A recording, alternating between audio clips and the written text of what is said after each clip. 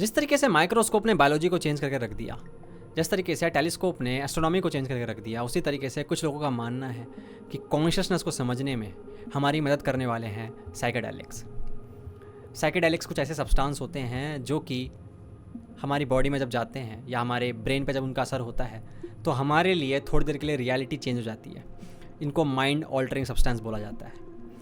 ये समझ लीजिए कि कुछ लोग ये कहते हैं कि अभी आप रियलिटी का सिर्फ एक चैनल एक्सेस कर पा रहे हैं जो आप देखते हैं, लेकिन जैसे ही इसको यूज़ किया जाता है, इसका असर आपके ऊपर होता है, आप दूसरे चैनल भी एक्सेस कर पाते हैं। मतलब रियलिटी आपके लिए डिस्टॉर्ट हो जाती है, बदल जाती है बिल्कुल। कुछ लोगों का मानना है कि जो कॉन्शियसनेस है ना, ये साइंस के पल्ले नहीं पड़ने वाला। इसके लिए साइंस को कुछ नए तरीके अपनाने पड़ेंगे, कुछ नए चीज़ों को ढूंढना पड़ेगा। उसमें से एक प्रॉमिसिंग चीज़ लग रही है साइकेडेलिक। इस किताब के ऊपर मैं वैसे बात नहीं करने वाला था क्योंकि ये किताब काफ़ी कंट्रोवर्शियल है, काफ़ी कंट्रोवर्शियल टॉपिक है साइकेडेलिक। अभी भी बहुत जगह इलीगल है, ठीक है। गवर्नमेंट वगैरह इसके बारे में ज़्यादा बात नहीं करती है। वेस्ट वगैरह के अंदर हो रहे हैं रिसर्चेस वगैरह, ठीक है, वो भी भाई कुछ कारणों से हो रहे हैं, ठीक है।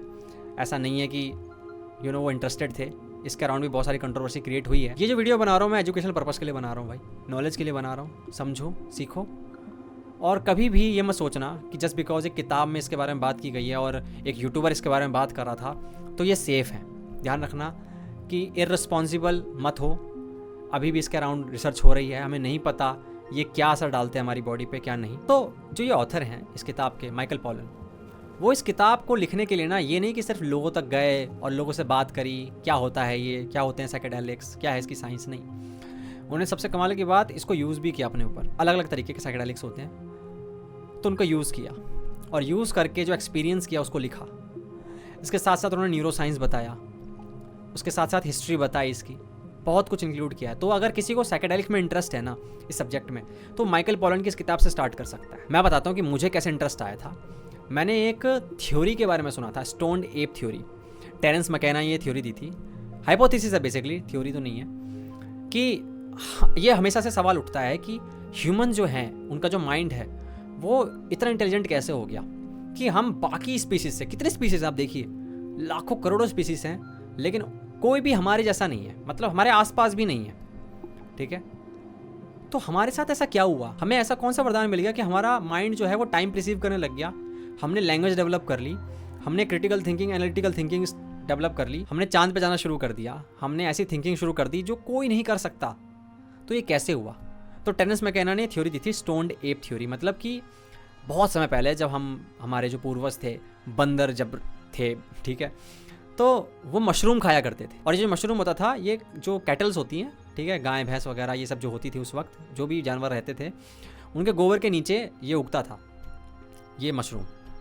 इसको सिलोसाइबिन मशरूम भी बोला जा रहा है। तो ये बताते हैं कि जो ये सिलोसाइबिन मशरूम है, इसको निकाल कर हमारे पूर्वज खाया करते थे और धीरे धीरे वहीं से ये सिलसिला चालू हुआ।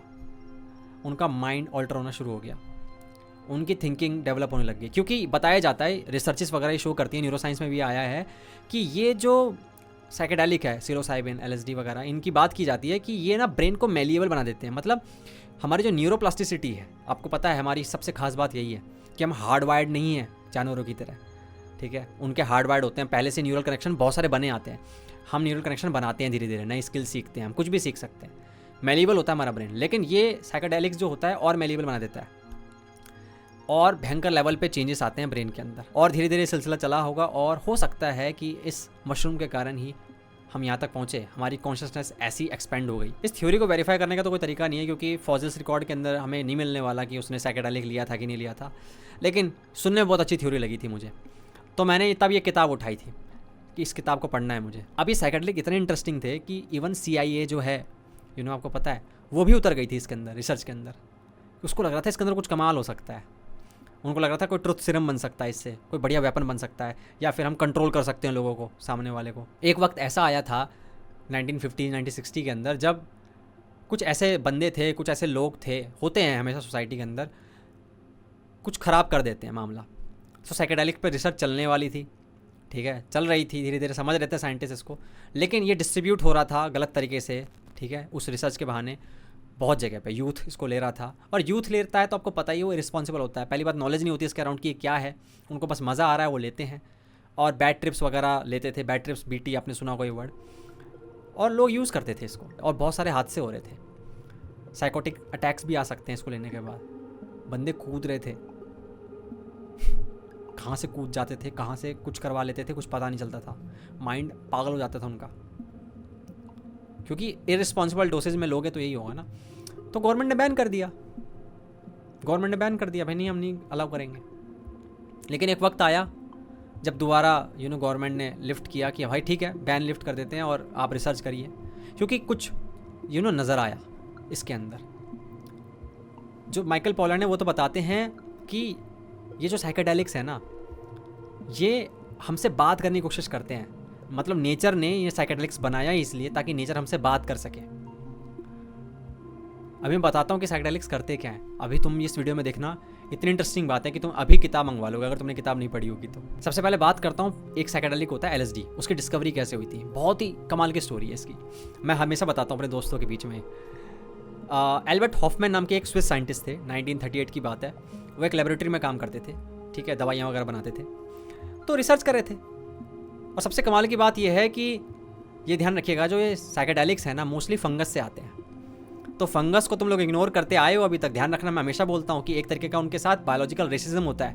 बैक्टीरिया वायरस की बहुत बात होती है, लेकिन फंगस के बारे में कोई बात नहीं करता। आगे आएंगे, फंगस के बारे में बताऊंगा तुम्हें, और तुम्हें फंगस से प्यार हो जाएगा। मैं बता नहीं सकता, आगे बात करूंगा इसके ऊपर मैं। तो एरगोट फंगस नाम का एक फंगस है, उसके ऊपर कुछ काम वाम कर रहे थे, तो कुछ सिंथेसाइज हुआ होगा, कुछ बना होगा, और उनकी फिंगर टिप होती है ना, वहाँ पे कुछ बूंद गिर गई, छोटी छोटी बूंदें। अब उन्हें डिजीनेस महसूस हुआ, सर घूमने लग गया, ठीक है, कुछ मतलब डिस्टॉर्शन आ गया उनके आंखों के आगे कि यार कुछ अजीब सा हो रहा है, ठीक है। उन्हें समझ नहीं आया कि बात क्या हो रही है। अब जब ये ट्रिप मिली, थोड़ी छोटी थी क्योंकि डोज छोटा था। उसके बाद उन्होंने क्या किया, 3 दिन बाद दोबारा समझ गया कि भाई ये तो वही सब्सटेंस है, इससे कुछ हुआ था मेरे को।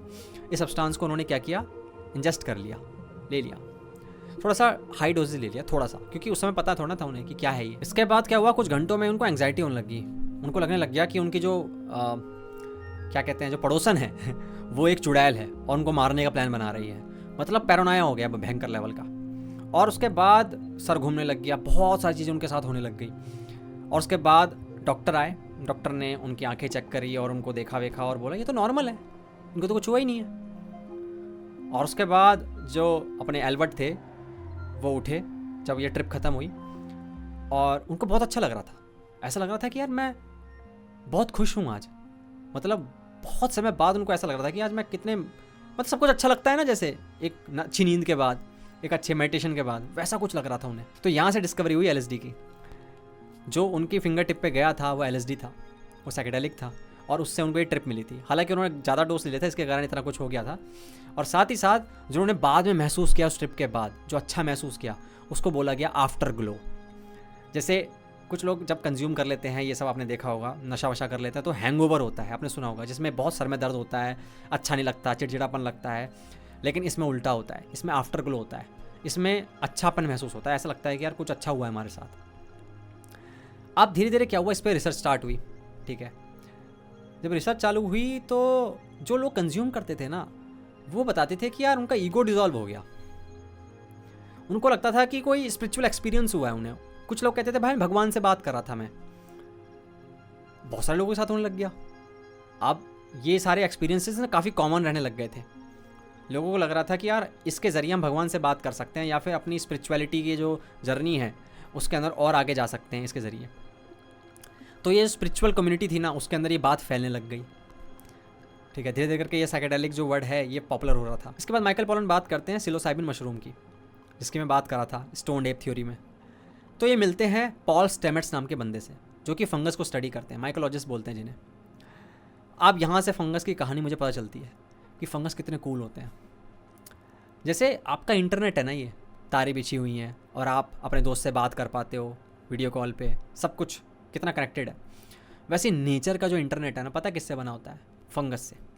जो फंगस होते हैं ना, ये ज़मीन के अंदर ऐसे फैले होते हैं और प्लांट के जो रूट्स होते हैं, ट्रीज़ के जो रूट्स होते हैं, उनको आपस में कनेक्ट कर देते हैं। सिर्फ कनेक्ट ही नहीं करते हैं, बहुत सारा काम करते हैं।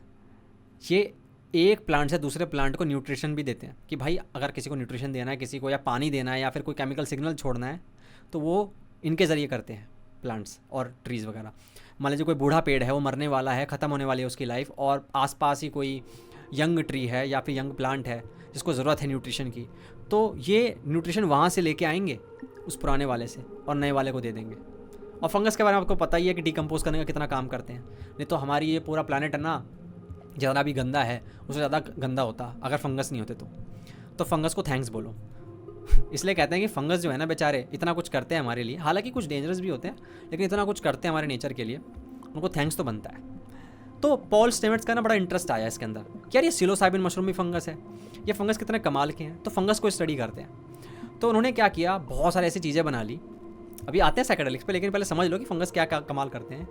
एक बार क्या हुआ था आपको पता ही है कि समुद्र वगैरह में ऑयल स्पिल्स हो जाते हैं कई बार। क्रूड ऑयल का टैंकर आ रहा होता है, जहाज़ पलट जाता है, उसके बाद जो तेल होता है वो बिखर जाता है पानी पे। और आपको पता ही है कि तेल जो है ऊपर तैरता है और कितना तेल गिरा होगा सोचो, और ये ख़राब करता है, एक्वेटिक एनिमल की लाइफ ख़राब करता है। तो किसके पास सॉल्यूशन नहीं था, तो पॉल स्टेमेट्स आते हैं एक फंगस लेके और कहते हैं देखो मैं हैंडल करता हूँ इसको, और उसके बाद वहाँ छिड़क देते हैं जहाँ पे ऑयल स्पिल्स था।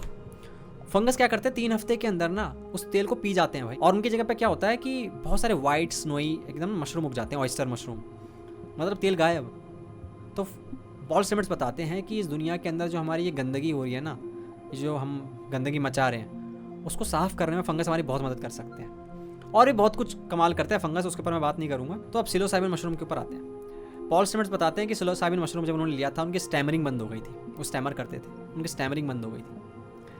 कुछ लोग बताते हैं कि सिलोसाइबिन मशरूम लेने के बाद जो कैंसर पेशेंट होते हैं, जो लास्ट स्टेज पे होते हैं, जिनकी मौत लगभग तय है, उनको देने के बाद ना वो डेथ को एक्सेप्ट कर लेते हैं। ठीक है, डेथ को एक्सेप्ट कर पा रहे थे।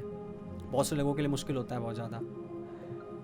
जो लोग मूव ऑन नहीं कर पा रहे थे, ठीक है, किसी ने खो दिया किसी को अपने को और बहुत ज़्यादा तकलीफ में थे, डिप्रेस थे, तो उनके थॉट के पैटर्न को चेंज कर दिया इस साइकेडेलिक ने, और फाइनली उन्होंने एक्सेप्ट कर लिया और वो मूव ऑन कर पाए। ऐसी बहुत डॉक्यूमेंट्री आपको मिल जाएंगी मतलब साइकेडेलिक की, जिसके अंदर लोग बता रहे हैं कि उन्होंने कैसे मूव ऑन किया, कितने बड़े बड़े हादसे हुए इनके साथ, और जो ट्रॉमा उनको बैठ जाता है या जो तकलीफ़ें बैठ जाती हैं अंदर, बातें बैठ जाती हैं, वो सब खत्म हो गई। कुछ लोग बता रहे थे कि जो अल्कोहलिज्म है वो ख़त्म हो गया था, जो अल्कोहल की लत में डूबे हुए थे, उनका मन ही नहीं किया इसको लेने के बाद कि अल्कोहल पीना है मुझे। और सबसे कमाल की बात ये थी कि साइकेडेलिक जो है ना, इसकी लत नहीं लगती है। ये बाकी केमिकल सब्सटेंस जैसा नहीं होता है कि इसकी लत लग जाएगी, कि एडिक्ट हो जाओगे आप, इसकी लत नहीं लगती है। और दूसरी बार जो एक्सपीरियंस होता है वो बिल्कुल अलग होता है पहले वाले से। तो ये ना काफ़ी प्रॉमिसिंग लग रहे थे कि लत भी नहीं लगती, अच्छा भी काम कर रहे हैं। तो इसमें रिसर्च और बढ़ गई, सिलोसाइबिन मशरूम को और समझने लगे ये लोग कि भाई ये है क्या। देखा कि एंग्जाइटी में काम आ रहा है, डिप्रेशन में काम आ रहा है, अल्कोहलिज्म में काम आ रहा है, एडिक्शन जिसको है उसको खत्म करने में काम आ रहा है, डेथ को एक्सेप्ट करने में काम आता है, ईगो डिजॉल्व हो जाता है बंदे का, स्पिरिचुअल एक्सपीरियंसेस हो रहे हैं। ये कितना कुछ कर रहा है यार हमारे ह्यूमन माइंड के साथ। तो एक क्वेश्चन सबसे पहले उठा कि एक सिंगल मॉलिक्यूल ऐसा कैसे कर पा रहा है, हमारे ब्रेन के साथ इतना बड़ा खिलवाड़। और यही नहीं कि सिर्फ यही लोग यूज़ कर रहे थे इसका रिसर्च वगैरह में। आपने सुना होगा स्टीव जॉब्स के बारे में। स्टीव जॉब्स जो हैं बताता है कि मैंने LSD की माइक्रोडोजिंग करी थी। माइक्रोडोजिंग मतलब बहुत छोटे छोटे ये डोज लिया करते थे LSD के। इनका ब्रेन ना थोड़ा अलग तरीके से सोच पाता था, फिर एक्सपैंड होता था इनका कॉन्शियसनेस, तो इनको लगता था कि हम कुछ नया क्रिएट कर पाएंगे। और जो टेक कम्युनिटी है उसमें बहुत फेमस हो गया ये LSD। इवन बिल गेट्स वो भी है, उसने भी बोला है कि उसने यूज़ किया है LSD का, और शायद आज भी सिलिकॉन वैली के अंदर यूज़ होता है ये, बहुत सारे लोग इसको यूज़ करते होंगे। इसके बाद अपने जो ये क्या कहते हैं माइकल पॉलन है, उन्होंने भी एक्सपीरियंस किया इसको। तो उन्होंने एक एक करके सब कुछ किया, ठीक है, साइकेडेलिक्स भी लिया, LSD भी लिया, और उसके बाद एक और साइकेडेलिक लिया, उसके बारे में बात करता हूँ। लेकिन तीनों ही चारों एक्सपीरियंस के अंदर ना उन्होंने सेम वही महसूस किया, जैसे कि एक सेपरेशन महसूस होता है ना दुनिया और तुम्हारे बीच में, कि एक सेपरेशन, एक वॉल है, वो ख़त्म हो जाता है। ऐसा लगता है तुम दुनिया का ही पार्ट हो, नेचर का ही पार्ट हो। तो ये बड़े कमाल की चीज़ थी कि ईगो डिज़ोल्व हो जाता है, ये आई वाला सेंस ही ख़त्म हो जाता है। ये क्या चीज़ है भाई, ये पता करना पड़ेगा। लेकिन ये सवाल उठा रहा था कि जो सेल्फ है, जिसको हम बोलते आए हैं सेल्फ, जिसको हम रियल मानते हैं, इसके नेचर पर सवाल उठा रहा था कि यार ये तो भाई एक कॉन्स्ट्रक्ट हो सकता है हमारे दिमाग का, बस ये रियलिटी नहीं है। इसके बाद माइकल पॉलन ने टोड वैनम को ट्राई किया। टोड वैनम है क्या, एक टोड है, ये वाला जो मेढक है ये सोनोरन डेजर्ट है वहाँ पाया जाता है। इसको पकड़ते हैं और इसके ना गले के आसपास ग्लैंड्स होते हैं जिनको स्क्वीज़ किया जाता है, और सामने एक मिरर रखा जाता है, मिरर, और उस पर जैसे ही स्क्वीज़ करता है तो वो जो वैनम है उसका जहरीला वैनम वो वहाँ जाता है और उस पर चिपक जाता है मिरर पे। ऐसे जो टॉक्सिक होता है बहुत ज़्यादा, ठीक है, लेकिन इसको क्या करते हैं वो क्रिस्टलाइज़ कर देते हैं इसको सुखाते हैं, क्रिस्टलाइज करते हैं, तोड़ते हैं और उसके बाद इसको स्मोक किया जाता है उनके जरिए। तो माइकल पॉलन ने टोड वेनम भी ट्राई किया, इसकी ट्रिप भी 20-25 मिनट रहती है और बहुत कुछ एक्सपीरियंस किया। कुछ लोगों को तो हेलुसिनेशन होने लग जाता है, कुछ तो हवा में उड़ने लग जाते हैं, आपको 36 तरीके के रंग देखने लग जाएंगे जो आपने आज तक नहीं देखे होंगे। आपको ऐसा लगेगा किसी मेले में आ गए हो। तो माइकल पॉलन का दिमाग सोच रहा था कि ये पता लगाते हैं, न्यूरो साइंटिस्ट के पास जाते हैं, पता लगाते हैं कि क्या बात क्या हो रही है। तो उन्होंने एक चीज़ पता लगाई कि सारे कंपाउंड्स में, LSD में, सिलोसाइबिन में या टोड वेनम में एक चीज़ कॉमन है, ये डाईमिथाइल ट्रिप्टामाइन है। ठीक है, ये केमिकल कंपाउंड सब में, तीनों में कॉमन था। जिस मॉलिक्यूल की मैं बात कर रहा हूँ, डाईमिथाइल ट्रिप्टामाइन, ये हमारी बॉडी में भी है एक। आपका जो सेरोटोनिन हार्मोन है वो भी एक डाईमिथाइल ट्रिप्टामाइन ही है, जिसको कहते हैं 5-हाइड्रोक्सी ट्रिप्टामाइन। तो ये सेरोटोनिन जो है, इसके रिसेप्टर में जाकर ये जो साइकेडेलिक्स हैं ये चिपक जाते हैं, क्योंकि सेम है भाई, DMT है तीनों, डाईमिथाइल ट्रिप्टामाइन ही है। और सबसे कमाल की बात है, जो LSD है इसका सबसे खतरनाक ट्रिप इसलिए आता है क्योंकि LSD तो सेरोटोनिन से भी अच्छी तरीके से चिपकता है उस रिसेप्टर से, तो LSD की ट्रिप तो और खतरनाक आती है। और एक कमाल की बात है, हमारे ब्रेन के अंदर एक डिफ़ॉल्ट मोड नेटवर्क होता है। ऐसे अब जो ब्रेन है भाई वो अलग अलग पार्ट्स हैं उसके अंदर, तो वो कनेक्टेड होते हैं, इंटरकनेक्टेड होते हैं बहुत ही अच्छे तरीके से, ताकि आपस में बात कर सकें।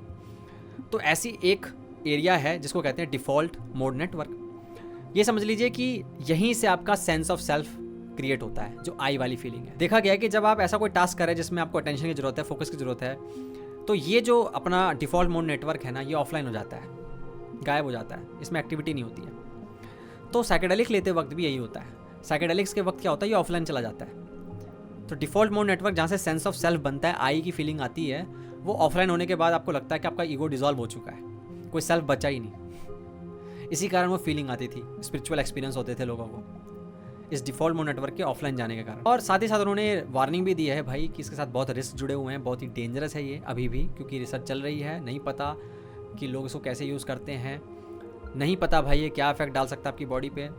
ठीक है, तो हमें वेट करना चाहिए, आने वाले टाइम में देखते हैं कि क्या होता है। ठीक है, क्या रिसर्च में निकल के आता है। तो अभी क्या करते हैं लोग, जिनको करना होता है वो जाते हैं बाहर जहाँ पे लीगल है, और बस शैमन होते हैं, शैमन। ठीक है, वो एक तरीके का रिचुअल करते हैं जिसके अंदर लोगों को ये दिया जाता है और बहुत ही अच्छा एनवायरनमेंट रखा जाता है, ऐसा एटमॉस्फेयर रखा जाता है जिसके अंदर इंसान आराम से रिलैक्स करके इसको यूज़ कर सके और एक्सपीरियंस कर सके जिसको करना है। क्योंकि स्पिरिचुअल कम्युनिटी के अंदर काफ़ी फेमस है, तो जो स्पिरिचुअलिटी वाले बंदे हैं वो काफ़ी जाते हैं इस वक्त। तो मैं यही बोलूँगा कि भाई इस किताब को सिर्फ पढ़ना नॉलेज पर्पज़ के लिए, ठीक है, इनसे थोड़ा सा दूर ही रहना, डिस्टेंस ही बना के रखना। ठीक है, तो आज के लिए इतना ही। Thank you so much for watching, मिलते हैं अगली वीडियो में, तब तक के लिए ध्यान रखो, गुड बाय।